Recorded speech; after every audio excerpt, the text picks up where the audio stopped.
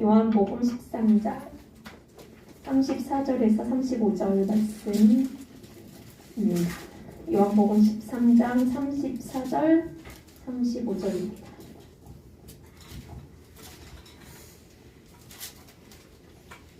네, 다 함께 읽겠습니다. 새 계명을 너희에게 주노니 서로 사랑하라. 내가 너희를 사랑한 것 같이 너희도 서로 사랑하라. 너희가 서로 사랑하면 이로써 모든 사람이 너희가 내 제자인 줄 알리라. 아멘. 말씀 들으시겠습니다. 어느 집에 갑자기 요란스럽게 전화벨 소리가 울렸습니다. 엄마가 전화를 받아보니 전쟁 나갔다 돌아온 아들의 전화였었어요. 반가운 마음에 아들 집에 빨리 안 오고 뭐하고 있어? 집에 빨리 와. 엄마 아빠가 널 기다리고 있단다. 그러자 이 아들이 말하기를 엄마 나 집에 가려고 그러는데 엄마에게 청이 하나 있어요. 그래 무슨 청이니? 내가 엄마 친구를 한 명 데리고 가려고 그래요. 그래서 이 친구와 같이 살고 싶어요. 그래 데리고 오렴. 그런데 이 친구는 전쟁에서 눈을 하나 잃고 팔을 하나 잃고 발을 하나 잃고 이렇게 한쪽씩밖에 없는 사람이에요. 그래 데리고 오렴. 그래 뭐 한 달쯤이야 얼마든지 같이 있을 수 있지 않겠니? 엄마 한 달이 아니에요. 그래 뭐 1년 정도도 있을 수 있을 거야. 엄마 1년이 아니에요. 이 친구를 내가 평생 동안 제가 보살피면서 같이 지내고 싶어요. 엄마가 말하길 얘야 너 전쟁에 나갔다 오더니 감성적이 되었구나. 아무리 그래도 평생 동안 같이 지낸다는 것은 너무 힘든 일이란다. 1년 정도는 같이 있을 수 있지만 평생 동안 같이 있는 것은 너무한 일이 아니겠니? 그러면서 전화가 끊었어요. 그러다가 얼마 후에 경찰에서 그 집으로 전화가 걸려왔습니다. 당신의 아들이 건물에서 떨어져서 투신 자살했습니다. 그런 전화가 걸려왔어요. 사실 이 아들의 전화의 친구는 바로 자기 자신이었던 것이에요. 그래서 엄마가 전쟁에 나가서 눈을 하나 잃고 다리 하나 잃고 팔을 하나 잃은 이런 자기 모습을 볼 때에 엄마가 자기를 어떻게 받아들일 것인가, 그거를 엄마가 엄마에게 시험해 봤던 것이에요. 그래서 친구를 같이 데려가려고 했는데 그 친구와 평생 같이 살고 싶어요. 그랬더니 엄마가 자기를 안 받아들여 줄 것 같았던 것이에요. 사실 엄마의 마음은 또 그게 아니었을 거 아니에요. 그래서 엄마가 자기를 거부할 거다, 그런 판단이 들자그만 극단적인 선택을 하고 말았던 것입니다. 우리가 사랑을 한다 그러잖아요. 예수님께서도 세상에 있는 제자들을 사랑하시되 끝까지 사랑하시니라 그랬잖아요. 이 사랑이라고 하는 것이 뭡니까? 우리가 이 사랑이라고 하는 것은 조건이 없어야 돼요. 아들이지만은 아들이 공부를 잘하니까 사랑하고, 또 아들이 사지 멀쩡하니까 사랑하고, 또 아들이 돈 많이 버니까 사랑하고, 그거는 조건적인 것은 사랑이 아니라는 것입니다. 사람들 가운데 선진국에는 3분의 1 정도가 정신질환자라고 해요. 왜 그러느냐? 사랑이 목말라 있기 때문에, 사랑의 결핍 때문이라는 것입니다. 3분의 1 정도가 정신질환자, 그 원인은 바로 이 사랑의 결핍의 현상 때문이라는 거예요. 물론 완전히 정신병이 완전히 들은 것도 아니고 불안, 우울증, 발작 증세, 혹은 자폐증, 이런 것도 넓은 범위에서 다 심리적인 병에 들어갈 수 있는데, 그렇게 작은 병까지 합쳐서 3분의 1 정도가 이런 심리적인 질병을 가지고 있다는 것이에요. 무엇 때문에? 사랑의 결핍 때문에. 정확히 말한다면 어떤 그 조건적인 사랑을, 그런 것 때문에 마음이 불안해하고 우울에 빠지고, 그러다가 심하면은 극단적인 선택을 하게 되고, 그런 경우에 빠지게 된다는 것이에요.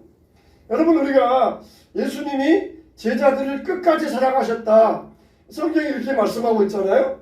그러면은 예수님께서 이 땅에 있는 자기 사람들을 끝까지 사랑하시니라.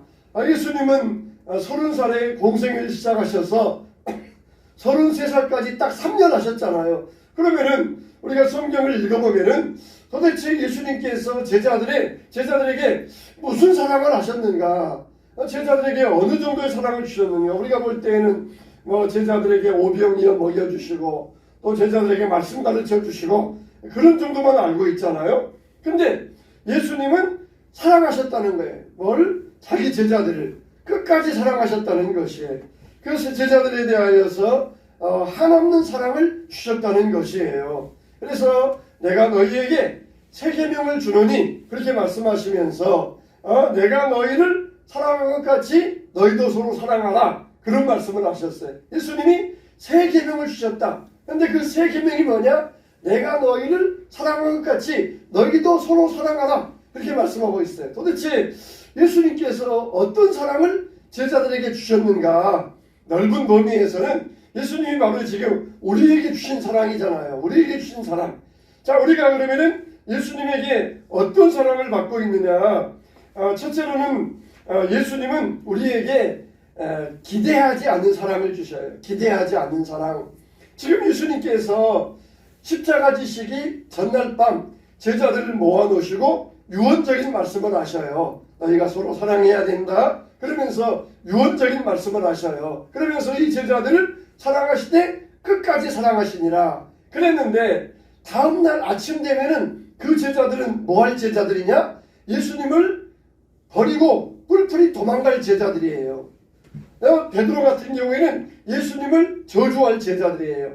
가룟 유다 같은 경우에는 예수님을 팔아넘길 제자들이에요. 예수님이 그걸 모르셨어요? 다 알고 계시잖아요.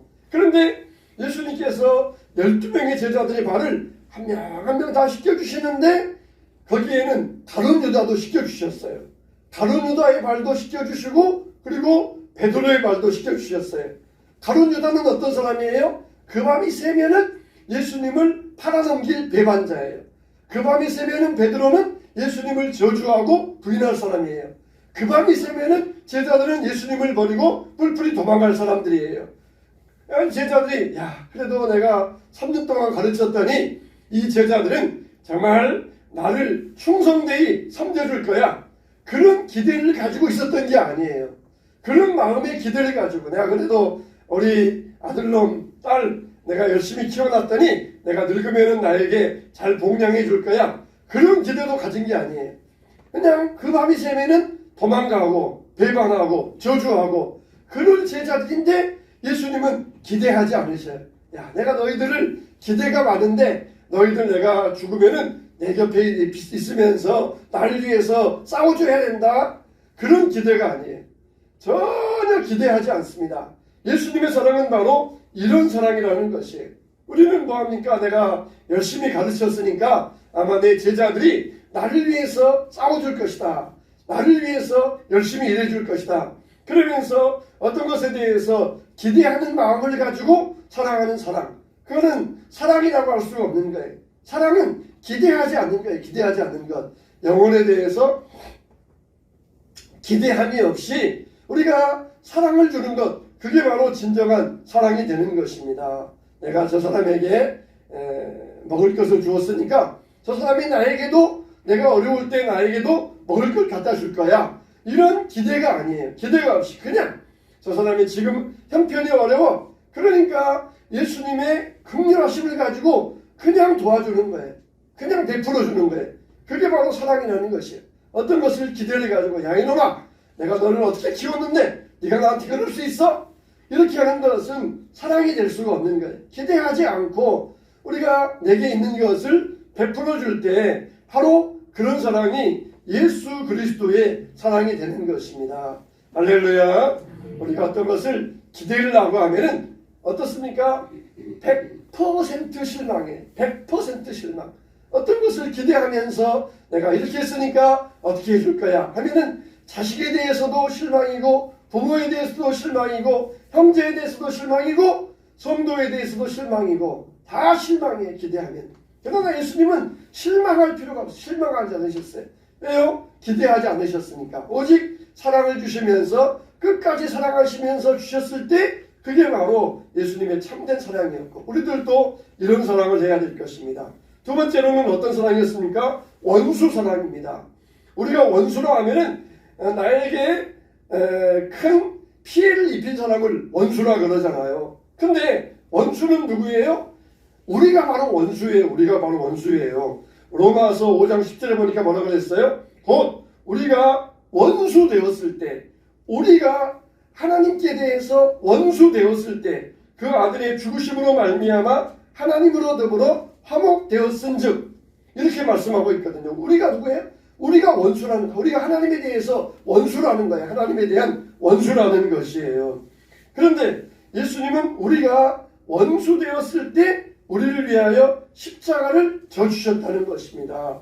우리가 원수 노릇하고 있는데 우리를 변함없이 사랑하고 계시다는 것이에요. 항상 하나님의 뜻과는 반대잖아요. 기도하라 그러면은 기도 안 하고, 예배 드리자 그러면은 예배 안 드리고, 성경 읽자 그러면 성경 안 읽고, 아버지의 뜻과는 반대되는 삶을 살아가는 게 우리의 모습 아닙니까? 근데 예수님은 원수 사랑, 원수를 사랑해 주신 그 사랑으로 우리를 사랑해 주셨다는 것이에요. 이게 바로 예수님의 사랑이에요. 정말 밉잖아요. 친구들이 내 말 안 들어주면은 밉잖아요. 그렇지만은 그 원수를 사랑하는 마음, 그게 바로 우리의 진정한 사랑이 될 수가 있어야 될 것입니다. 세 번째, 예수님은 어떻게 사랑하셨어요? 의로운 사랑을 사랑하셨어요. 의로운 사랑. 이건 무슨 말이냐면은 바로 죄인을 의로 대해 주셨다는 것이에요. 그래서 우리는 죄인인데 예수님의 의를 우리에게 덧입혀 주셨다는 것입니다. 그래서 예수님이 죄인들을 사랑하시어서 죄인의 누명을 쓰셨고, 세리를 사랑하시어서 죄인의 친구가 되셨고, 죄인을 사랑하시어서 죄인의 모습으로 저주받아서 죽어주셨다는 거예요. 이게 바로 의롭다 하는 사랑이에요. 우리는 죄인인데 예수님의 의를 우리에게 대신 더 씌워 주시고 우리를 위하여 십자가에 죽어주신 사랑, 그게 바로 의로운 사랑이라는 것이에요. 친구가 같이 있다가 한 친구가 귀한 도자기를 깨뜨렸어요. 주인이 와가지고 이거 누가 한 짓이야 소리 지를 때 그 친구를 감싸주면서 제가 했어요. 제가 잘못했습니다. 제가 변상해드리겠습니다. 그게 바로 의로운 사랑이잖아요. 제가 했어요. 제가 그랬어요. 우리는 철이 없으면 누가 그랬어? 그러면 제가요 그러잖아요. 근데 예수님의 사랑은 잘못을 따지지 않고 대신 자신이 덮어씌우면서 이건 내가 그랬습니다. 이건 내가 잘못입니다. 그러면서 우리의 죄를 덮어주시고 우리를 의로운 사람으로, 저 사람은 잘못 없어요, 우리를 의로운 사람으로 대해주신 사람, 그게 바로 사랑이라는 것이에요. 정말 좋은 친구들은 어떤 친구입니까? 잘못을 감싸주는 거잖아요. 그 친구가 그런 것은 내가 그 친구에 대해서 미리 경고하고 미리 알려주지 못해서 그런 실수한 겁니다. 그렇게 말해주는 게 이게 바로 정말 진정한 사랑이 아니겠습니까? 바로 이 관포지교라는 그런 말에 어울린 것처럼 이 친구는 아프신 어머니가 계시니까, 이 친구는 어릴 때부터 좀 사랑을 못 받았으니까 친구가 계속 감싸주면서, 그러니까 나를 낳은 사람은 아버지이지만 나를 알아준 사람은 그 친구다, 그렇게 말해주잖아요. 예수님은 우리의 의를 덮어준 사랑이에요. 우리를 의롭다 하신 사랑입니다. 우리도 이런 친구와 같은 예수님의 사랑, 우리들도 세상에 전파하고 다른 사람들에게 이 사랑을 나눌 수 있어야 될 줄로 믿습니다. 네 번째로는 대속적인 사랑이에요. 대속적인 사랑. 이것은 우리가 아는 것처럼 대신 죽어주신 사랑이라는 것입니다. 아무런 죄 없으신 분이 죽어주신 사랑이라는 거예요. 우리 가운데는 우리 일부 청년들, 학생들 빼고는 거의 다 33살이 넘었을 거예요. 예수님은 33살에 돌아가셨어요. 사람이 제일 건강할 때가 언제냐? 인생의 경험도 있을 때가 언제냐? 30대라 그러잖아요. 30대는 몸도 건강하고 인생의 어느 정도 지식도 있고 경험도 쌓이고, 그럴 때가 가장 인생의 최고의 절정기가 30대라 그러잖아요. 근데 예수님은 33살에 돌아가셨어요. 33살에. 30년 동안 일반적인 생을 사시다가 33살에 3년 동안 사역하시고 세상을 떠나셨어요. 우리 같으면은 그 좋은 말씀을 80세까지 가르치셨으면 얼마나 많은 사람들에게 그 좋은 말씀을 가르칠 수 있었겠습니까? 근데 예수님은 딱 33세에 돌아가셨어요. 하나님께서 제물을 드릴 때 어떤 제물을 드리라고 했어요?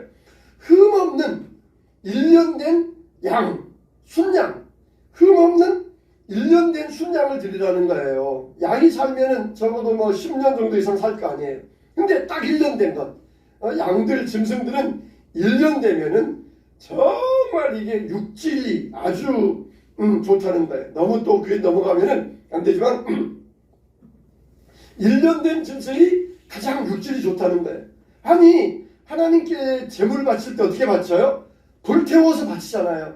태워가지고 바치잖아요. 이걸 고스란히 하나님 이거 가져가 드세요 그런 게 아니라 불태워 드리는데 기왕 태워버릴 거 병들면 어쩌고 눈멀면 어쩌고 절면 어쩌고 뭐 피부병 있으면 어떻겠어요? 태워버릴 건데 어떻게 나쁘면 어떻고 좋으면 무슨 상관이 있어요? 근데 하나님은 흠없는 1년 된 가장 좋은 걸로 하나님 앞에 제물을 드리라는 거예요. 제물을 드리라는 거. 예수님이 바로 그 대속의 제물로 되신 것이에요.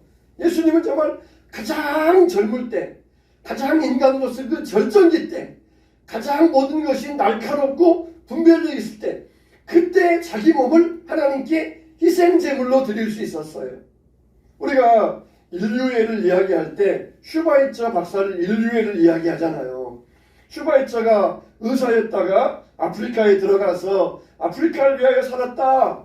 그게 슈바이처의 위대함이 아니에요. 슈바이처는 의학 박사에다가 신학 박사에다가 음악 박사예요. 세 가지 박사가 있었어요.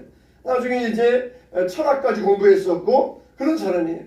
그 정도 실력이면은 대학에 가서 교수해야 돼. 대학에 가서 그것도 최고 인정받는 최고 좋은 대우를 받고 최고 좋은 대학에서 교수해야 돼요. 교수해야 돼요.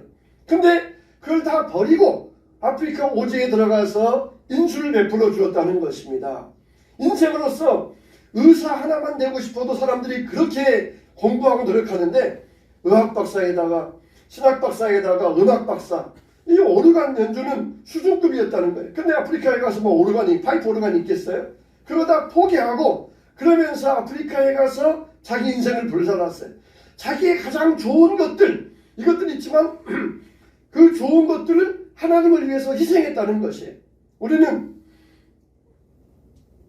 조금만 공부해 놓으면은 야, 너 신학교 가서 목사해라 혹은 너 선교사 가라. 이 공부한 게 아까워서 어떻게 선교사 가서 이 공부한 걸 썩히겠어요? 이 공부한 걸 가지고 회사에 가서 출세도 하고 또 사법고시 봐가지고 출세해야죠. 그렇게 생각을 해요. 근데 하나님은 그걸 받으셔요. 그렇게 열심히 쌓아놓고 그리고 그걸 하나님께 고스란히 드릴 때 하나님께서 그걸 기뻐 받으신다는 거예요. 양을 1년 동안 잘 키워놔요. 1년 동안 금이야 오기야 내 자식보다 더 정성을 들여서 키워놔요. 이건 하나님께 드릴 양이야. 이거는 조그만 상처 하나 없어야 되고 이 양은 어떤 것도 이 병도 걸려도 안 되고 어디 가서 넘어져도 안 되고 그렇게 양을 고스란히 양을 정성을 다해서 키웁니다. 그리고 그 양을 하나님 앞에 들어가서 그냥 죽여서 불태워버리는 거예요. 얼마나 아까워요. 얼마나 아까워요. 근데 그게 하나님 앞에 참된 제물이라는 거예요.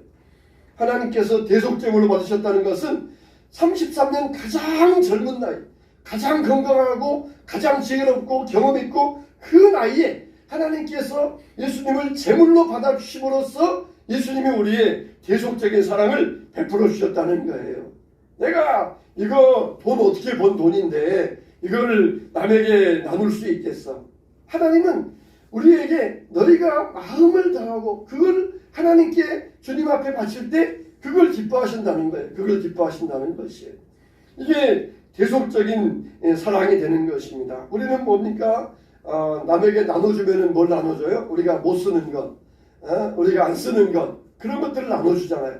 근데 나눠줄 때 뭘 나눠주는 게 사랑이에요? 정말 내가 집에서 아끼고 아낀 것, 정말 내가 쓰지 않고 아껴두었던 것, 그걸 그냥 고스란히 나눠주는 게, 그게 바로 사랑이라는 것이에요. 하나님은 우리에게 뭘 원하셔요? 쓰고 남은 것, 짜투리 시간, 그런 걸 원하지 아니하셔요. 가장 중요한 시간. 그래서 우리는 주일이 무슨 날이에요? 주일은 우리가 끝의 날이 아니라 첫날이에요. 첫날. 첫날이 바로 주일. 옛날에는 토요일이 안식일은 이제는 이게 거꾸로 와가지고 첫날이에요. 첫날. 모든 것을 시작하기 전에, 한 주를 시작하기 전에 한 주를 통째로 하나님께 드리면서 그리고 나머지 날을 지내는 거예요. 가장 우리가 몸이 이 건강하고 활력이 넘치고 우리 몸이 힘이 있을 때, 에너지가 있을 때 그 시간을 하나님께 드리고 그리고 나머지를 세상 가운데 살아가는 것이에요. 그냥 다 지내고 세상에서 살다가 그냥 오는 게 아니라 찌꺼기 드리는 게 아니라 시간 남고 뭐하고 친구 만나고 일하고 또 뭐 사업하고 그러면서 남은 시간을 드리는 게 아니라 우리의 가장 중요한 시간, 가장 중요한 것, 그걸 주님 앞에 드릴 수 있는 이게 바로 대속의 사랑이라는 거예요. 대속의 사랑. 하나님이 나를 사랑하신 대속의 사랑이 바로 그 은혜의 사랑이라는 것이에요. 우리는 돈도 그냥 쓰고 남은 거, 돈 남으면 11조 드려, 돈 안 남아. 그렇게 하면서 남으면은 찌꺼기 같은 거 드리려고 그러고, 교회 시간 나면은 교회 가고, 시간 없으면 안 가고, 시간 나면은 성경 읽고, 시간 없으면 안 읽고, 다 한 다음에 찌꺼기 같은 걸로 하려고 그래요. 하나님은 그런 하나님이 아니셔요. 하나님은 가장 귀하신 예수님을 우리를 위하여 아낌없이 주셨는데 우리는 다 쓰고 남은 것, 우린 찌꺼기, 짜투리, 그런 거 쓰레기 같은 것을 하나님께 드리면서 하나님 사랑해요. 그런다 그러면은 하나님께서 기뻐하지 않으신다는 것이. 오늘 이 주일에 이 하나님의 계속적인 사랑을 우리가 묵상해 보시기 바랍니다. 하나님 앞에 귀한 것으로, 가장 완전한 것으로 우리가 에너지 넘치고 힘 있을 때 그렇게 주님 앞에 예배하면서 주님을 사랑할 수 있어야 돼요. 마지막 5번째는 그리스도의 사랑은 영광된 사랑이라는 것입니다. 인자가 영광을 얻을 때가 되었다 그랬어요. 인자의 사랑은 영광된 사랑이라는 것이에요. 하늘의 미랄이 땅에 떨어져 죽지 아니하면 하늘 그대로 있고 죽으면 많은 열매를 맺느니라. 그렇게 말씀하셨어요. 그래서 이게 영광된 사랑이다. 우리가 이런 이 영광된 사랑. 그래서 우리가 이 영광된 사랑은 어떤 사랑입니까? 고린도전서 13장 4절에 보니까 내 몸을 불사르게 내어줄지라도 사랑이 없으면 내게 아무 유익이 없느니라 그랬어요. 이런 사랑은 정말 우리가 사랑할 때 내가 너를 위해서 얼마나 고생한 줄 알아? 내가 너를 위해서 얼마나 헌신하고 희생한 줄 알아? 그러면서 내가 유익을 얻기 위해서 하는 그런 사랑이 아니에요. 이런 사랑은 내 몸을 불사르게 내어줄 수 있지만은 그러나 사랑이 없으면 불사르게 내어줄지라도 사랑이 없이 불사르게 내어줄 수 있는데 그러면은 아무 유익이 없다 이렇게 말씀하셨어요. 참 사랑은 얼마나 신비한 일입니까? 우리가 이 사순절을 지내면서 예수님의 사랑이 바로 이런 사랑이라는 것을 우리가 깨닫게 되시길 바랍니다. 정말 예수님의 사랑, 대속적인 사랑, 영광의 사랑, 그리고 원수 사랑, 기대하지 않는 사랑, 그리고 의롭다 하신 사랑. 정말 이 사랑은 오늘날 이 시대에 얼마나 병든 사랑들이 많이 있습니까? 우리 아들이 전쟁에 나갔는데 건강해 내가 사랑하겠다. 그렇게 이 돌아온 아들은 내가 사랑할 수 없다. 그런 마음이 아니라 정말 이런 병든 사랑이 아니라 진정으로 계속적인 사랑, 내 의를 하나님의 의를 우리에게 주시는 이런 진정한 사랑, 이 진정한 사랑으로 우리가 모든 것을 사랑하고 하나님을 사랑할 수 있어야 되겠습니다.